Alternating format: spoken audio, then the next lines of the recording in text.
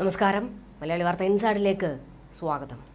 ബാർക്കോഴയിൽ വിവാദം കത്തുമ്പോൾ ഞാനൊന്നും അറിഞ്ഞില്ലേ രാമനാരായണ എന്ന ഭാവത്തിലാണ് സംസ്ഥാനം ഭരിക്കുന്ന മുഖ്യമന്ത്രി. എന്നാൽ എല്ലാം അങ്ങ് തലയറിഞ്ഞു തന്നെയാണ് നടന്നത്. ബാർക്കോഴയിൽ പിണറായി കൈകഴുകാൻ നോക്കണ്ട, കുടുക്കുന്ന ഒന്നാം തരം തെളിവുകൾ പുറത്തു വന്നിട്ടുണ്ട്. ബാർക്കോഴയെക്കുറിച്ച് മുൻപ് തന്നെ പിണറായി വിജയൻ അറിഞ്ഞിരുന്നു. എല്ലാം ഉദ്യോഗസ്ഥരുടെ തലയിലിട്ട് ഓടാൻ വരട്ടെ, ഇതിന് മറുപടി പറഞ്ഞിട്ട് മുഖ്യമന്ത്രി പോയാൽ മതി. ഭരണ നേതൃത്വത്തിന്റെ പേര് പറഞ്ഞ് ബാർ ഉടമകളിൽ നിന്ന് അവരുടെ സംഘടന നടത്തിയ പിരിവിനെക്കുറിച്ച് മുഖ്യമന്ത്രിക്കും സർക്കാരിനും നേരത്തെ അറിയാമായിരുന്നുവെന്ന് വ്യക്തമാക്കുന്ന പരാതിയാണ് പുറത്തുവരുന്നത്.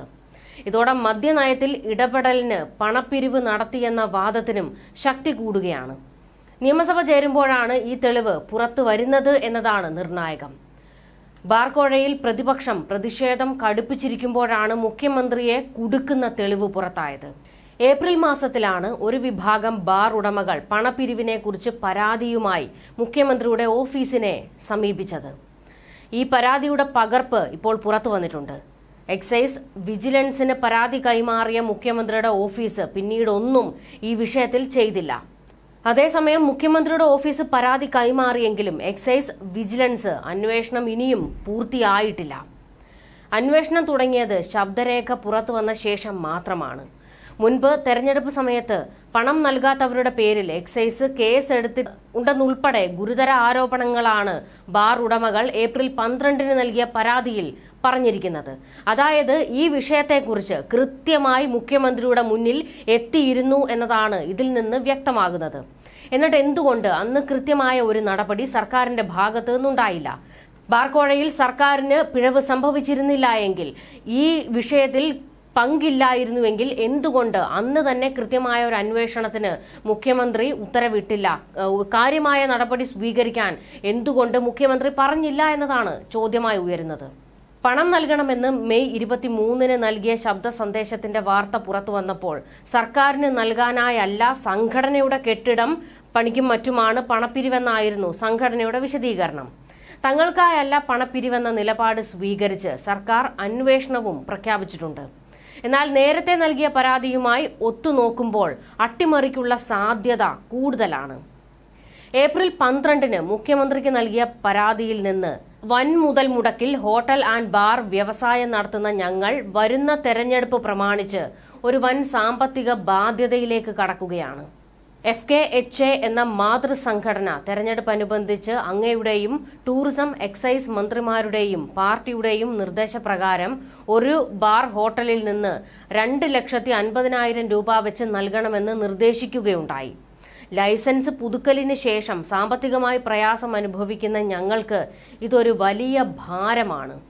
കഴിഞ്ഞ നിയമസഭാ തെരഞ്ഞെടുപ്പിൽ പ്രാദേശികമായി നൽകിയ സംഭാവനകൾക്ക് പുറമെ സംഘടനയുടെ നിർദ്ദേശപ്രകാരം 1,00,000 രൂപ പാർട്ടിക്ക് നൽകണമെന്ന് പറഞ്ഞ് നേതാക്കൾ വാങ്ങിച്ചു.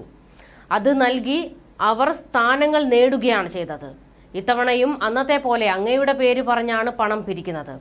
നൽകാൻ വിസമ്മതിച്ചാൽ എക്സൈസ് ഉദ്യോഗസ്ഥരെ വെച്ച് കേസ് എടുപ്പിക്കുമെന്ന് ഭീഷണി. കഴിഞ്ഞ തെരഞ്ഞെടുപ്പ് സമയത്ത് എക്സൈസ് ഉദ്യോഗസ്ഥരെ വെച്ച് ഭീഷണിപ്പെടുത്തി പണം വാങ്ങുകയും നൽകാത്തവരുടെ പേരിൽ കേസ് എടുക്കുകയും ചെയ്തു. ഈ വർഷം തന്നെ കെട്ടിട നിർമ്മാണം എന്ന് പറഞ്ഞ് വിരട്ടി 1,00,000 രൂപ പിരിച്ചെടുത്തിട്ടുണ്ട്. ഇവരുടെ ഭീഷണി ഭയന്നാണ് ഇങ്ങനെ ഒരു രീതിയിൽ അങ്ങയുടെ സമക്ഷത്തിൽ ഈ വിവരങ്ങൾ ധരിപ്പിക്കാൻ ശ്രമിക്കുന്നത്. ഇതാണ് കൃത്യമായി പുറത്തു വന്നിരിക്കുന്ന തെളിവ്. ഇതിൽ വ്യക്തമായി ബാർ ഉടമകൾ പറയുന്നുണ്ട്, ഞങ്ങളിൽ നിന്ന് പണം പിരിക്കാൻ അങ്ങയുടെ പേരിൽ പണം പിരിക്കുന്നു എന്ന്. ഇതിൽ മുഖ്യമന്ത്രിക്ക് ഒരു പങ്കുമില്ലെങ്കിൽ, തന്റെ കൈകൾ ശുദ്ധമാണെങ്കിൽ എന്തുകൊണ്ട് മുഖ്യമന്ത്രി കൃത്യമായ ഒരു ഇടപെടൽ നടത്തിയില്ല എന്ന ചോദ്യമാണ് ഇപ്പോൾ ശക്തമാകുന്നത്. അപ്പോൾ ബാർക്കോഴയിൽ എന്തൊക്കെയോ ഇതിന് പിന്നാമ്പുറങ്ങളിൽ നടന്നിട്ടുണ്ട് എന്നത് വസ്തുതയാണ്. അതുകൊണ്ട് തന്നെയാണ് ഇത്തരത്തിലൊരു പരാതി മുൻപിലെത്തിയിട്ടും മുഖ്യമന്ത്രി മൗനം പാലിച്ചതെന്ന് വേണം കരുതാൻ. ഇതിനിടെ ബാർക്കോഴ വിവാദത്തിലെ ഗൂഢാലോചന അന്വേഷിക്കണമെന്നുള്ള മന്ത്രി MP രാജേഷിന്റെ പരാതിയിൽ ക്രൈംബ്രാഞ്ച് തിരുവഞ്ചൂർ രാധാകൃഷ്ണന്റെ മകൻ അർജുൻ രാധാകൃഷ്ണന് നോട്ടീസ് അയച്ചിട്ടുണ്ട്. വിവാദ ശബ്ദ സന്ദേശം പുറത്തുവന്ന വാട്സാപ്പ് ഗ്രൂപ്പിൽ അർജുൻ രാധാകൃഷ്ണൻ ഉണ്ടെന്ന് കണ്ടെത്തിയതിന് പിന്നാലെയാണ് നോട്ടീസ് അയച്ചിരിക്കുന്നത്. പലതവണ അന്വേഷണത്തോട് സഹകരിക്കാൻ ക്രൈംബ്രാഞ്ച് ആവശ്യപ്പെട്ടുവെങ്കിലും അദ്ദേഹം തയ്യാറായിരുന്നില്ല. ഫോണിൽ ബന്ധപ്പെട്ടിട്ടും ചോദിച്ച വിവരങ്ങൾ നൽകാത്തതിനെ തുടർന്നാണ് അർജുനെ നേരിട്ട് വിളിച്ചു വരുത്തുന്നതെന്നാണ് ക്രൈംബ്രാഞ്ചിന്റെ വിശദീകരണം. വിവാദ ശബ്ദ സന്ദേശം എങ്ങനെ പുറത്തു വന്നു എന്നത് കേന്ദ്രീകരിച്ചാണ് അന്വേഷണം നടക്കുന്നത്. അർജുൻ ഉപയോഗിക്കുന്ന ഫോൺ നമ്പർ ഇടുക്കിയിലെ വാട്സാപ്പ് ഗ്രൂപ്പിലുണ്ടെന്നും ഈ നമ്പറിലെ പ്രൊഫൈൽ ചിത്രം മറ്റാരുടേതോ ആണെന്നും ക്രൈംബ്രാഞ്ച് പറയുന്നു.